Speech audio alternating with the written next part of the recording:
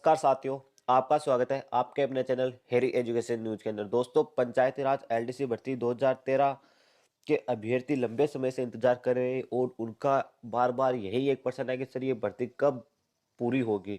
तो दोस्तों, अब मैं बताऊं दूं कि पंचायती राज एलडीसी भर्ती प्रक्रिया बहुत जल्दी पूरी होगी, क्योंकि इस भर्ती पर लगातार प्रोसेस चल रही है। और आज इस भर्ती के लिए मैं उन अभ्यर्थियों के लिए वीडियो लेके आया हूँ।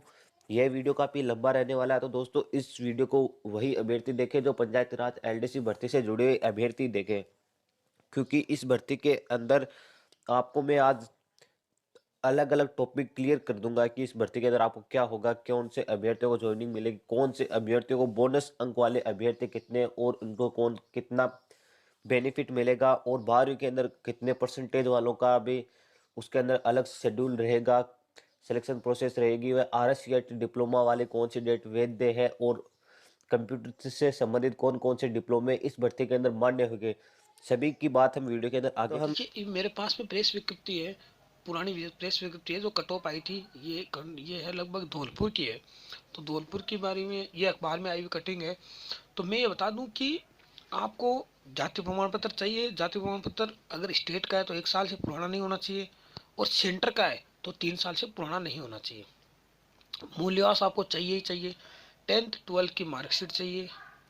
इसके अलावा आपने और भी एजुकेशन कर रखी है तो वो चाहिए। RSCIT का डिप्लोमा चाहिए। RSCIT के अलावा DCA PGDCA है तो उनके अंदर भी RSCIT होता है, वो डिप्लोमा आप ले सकते हो। RSCIT का डिप्लोमा अगर आपने 2013 से पहले का कर रखा है तो सबसे बेस्ट है। अगर आपने 13 के बाद में भी किया है तो भी आपका RSCIT का डिप्लोमा चल जाएगा, क्योंकि किसी भी वैकेंसी में कोई भी डिग्री उस वक्त तक चल सकती है जब आप ज्वाइनिंग लेते हो। मतलब दस्तावेज सत्यापन तक आप किसी भी डिग्री को पूरा कर सकते हो अगर आपकी अधूरी भी है। मतलब RSCIT अगर कल भी आपने कंप्लीट किया है तो उसका उपयोग आप इस भर्ती में कर सकते हो, पहले अगर नहीं लगाया हो तो। दूसरी बात, चरित्र प्रमाण पत्र। चरित्र प्रमाण पत्र 6 महीने से पुराने नहीं होने चाहिए। और अगर आप अभी तैयार कर लो तो 6 महीने के अंदर वो भर्ती होनी तय है, तो 6 महीने के अंदर वो काम चल भी जाएगा। लंबा अगर और प्रतिष्ठित जो भी अधिकारी है, जैसे हम प्रधानाचार्य हैं, चिकित्सक है, किसी से भी ये करवा सकते हो। अब इसके बाद में एक मेरे सवाल ये आ रहा था कि TSP और नॉन TSP क्या है। कईयों ने सवाल पूछा था। जिससे इस भर्ती के अंदर TSP के अंदर 5 थे: बांसवाड़ा, डूंगरपुर, प्रतापगढ़, उदयपुर, सिरोही। TSP का मतलब होता है इन जिलों में आप फॉर्म तो लगा सकते हो, लेकिन फॉर्म जैसे 500 है तो 500 में 100 पर ही लगा सकते हो। 400 में फॉर्म उसी डिस्ट्रिक्ट के लगा सकते हैं। 33 जिलों में से 5 जिले से हैं, मतलब 28 जिलों के फॉर्म इन 5 जिलों में भर तो सकते हैं, लेकिन बहुत ही कम सीटों पर भर सकते हैं। पूरी सीटों पर सिर्फ ये होम डिस्ट्रिक्ट वाले ही भर सकते हैं। ये पांचों जिलों के सभी में भर सकते हैं, इनके कोई प्रॉब्लम नहीं है। तो ये हो गया TSP और नॉन TSP। अब नए सवाल की ओर आपकी ओर चलते हैं। अब शुरू करते हैं आपके असली जवाब की। आपने सबने मांग यही उठाई कि सर हमें कट ऑफ बताओ कि कट ऑफ कितनी रह सकती है। देखो, हमने कोचिंग संस्थान है, अपने रीट वाले विद्यार्थी हैं, आसपास वाले विद्यार्थी हैं, जितने भी स्टूडेंट थे उनसे हमने संपर्क किया जो वर्तमान में LDC है, कि भाई कट ऑफ कितनी रह सकती है। क्या कट ऑफ में ज़्यादा अंतर आएगा या बढ़ेगी घटेगी, कितना फ़र्क रहेगा। हमने उसमें एक चीज़ पाई कि इस जो वैकेंसी है इसमें सिर्फ और सिर्फ फ्रेशर विद्यार्थियों को ही मौका मिलेगा। क्यों मिलेगा, इसका रीज़न ये है, और कट ऑफ बाद में बताऊंगा, लेकिन उसका रीज़न बता दूं पहले मैं। उसका रीज़न ये है कि 2013 के बाद में सरकार पर यह दबाव था कि जो बोनस अंक वाले स्टूडेंट्स हैं उनको जॉब में लगाया जाए। और उनको जॉब में लगाने के लिए सरकार ने 2 वैकेंसी निकाली। एक मुझे कन्फर्म याद नहीं आ रही, एक ग्राम सेवक की थी जिसको 8 महीने पहले ज्वाइनिंग दी गई थी। मतलब राजस्थान में ग्राम सेवक सहायक की जो वैकेंसी थी उसको बोनस अंक वालों से भर दिया। मतलब सीधे सीधे जो टॉप बोनस अंक वाले थे वो कम हो गए, 6-7 हज़ार स्टूडेंट कम हो गए। दूसरी बात, जो दूसरी भर्ती थी उसमें भी काफ़ी स्टूडेंट लगे थे, तो बोनस अंक वालों को मौका दे चुके हैं। जो 30 नंबर तक का बोनस 30% का दिया जा रहा था, तो 20% वाले अब 10% वाले ही बच्चे हैं। 10% वाले बच्चे हैं तो 10% वालों में एक यह है कि किसी के भी 50 या 60 से ऊपर नहीं है। किसी के 45 ले लो, किसी के 50 ले लो, उनके बोनस वालों के परसेंट कम है। और जो फ्रेशर स्टूडेंट है उनके परसेंट ज़्यादा है, 60 से ऊपर तो लगभग है ही है। तो 60 से ऊपर है तो उनका वो कितना जोड़ेंगे, और उनके पास बोनस अंक भी 10% भी जुड़ेंगे, क्योंकि ज़्यादातर वाले तो वो जॉब लग चुके हैं, तो उसमें आपको ये भी प्रॉब्लम नहीं है। अब मैं आपको इसका गणित समझाता हूँ। मान लीजिए अजमेर के अंदर, मान लीजिए देखिए अजमेर के अंदर 200 पोस्ट है।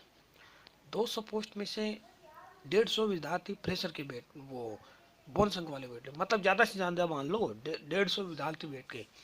150 में से जितने भी विद्यार्थी हैं उनके 100 विद्यार्थियों की बात कर रहा हूँ, 100 स्टूडेंट्स के 10% है बोनस अंक, और उनके 12th में परसेंट है 45 से 50 के बीच में, मतलब उनके 10% जोड़ दे तो उनके हो जाएंगे 55 से 60। और प्रेशर विद्यार्थी बैठते हैं ऊपर टॉप वाले, जो मतलब बाकी के बैठ जाते हैं। तो अगर प्रेशर विद्यार्थी के 55 से ऊपर तो है ही है, उसमें तो दिक्कत नहीं है, तो कंपटीशन में तो प्रेशर और बोनस वाले दोनों आ गए ना। और यह तो है नहीं कि 2013 से 2019 के बीच में कोई भर्ती नहीं आई सेंटर में, स्टेट में बहुत सी वैकेंसी आई है, तो बोनस वाले जो टैलेंट थे वो बंदे लगे हैं नौकरी। बच्चे कौन है, बच्चे जो डाउन है वो बच्चे। तो उसके अंदर ज़्यादातर फिर यही बंदे लगेंगे। किसी भी डिस्ट्रिक्ट की उठा लीजिए आप, किसी भी डिस्ट्रिक्ट की उठाकर उनमें से आपको कोई भी डिस्ट्रिक्ट है, 33 की 33 डिस्ट्रिक्ट की आपको मैं कट ऑफ दिखा रहा हूँ, और आप चाहो ना उसी डिस्ट्रिक्ट की कट ऑफ आप कम कर दो कितने परसेंट, अगर वहाँ पर, हाँ परसेंट किस कहाँ पर कितने बंदे बैठे थे, ये परसेंट किस हिसाब से निकालना आपको ये भी बताता हूँ। पहले मैं 1 मिनट वो बता देता हूँ आपको।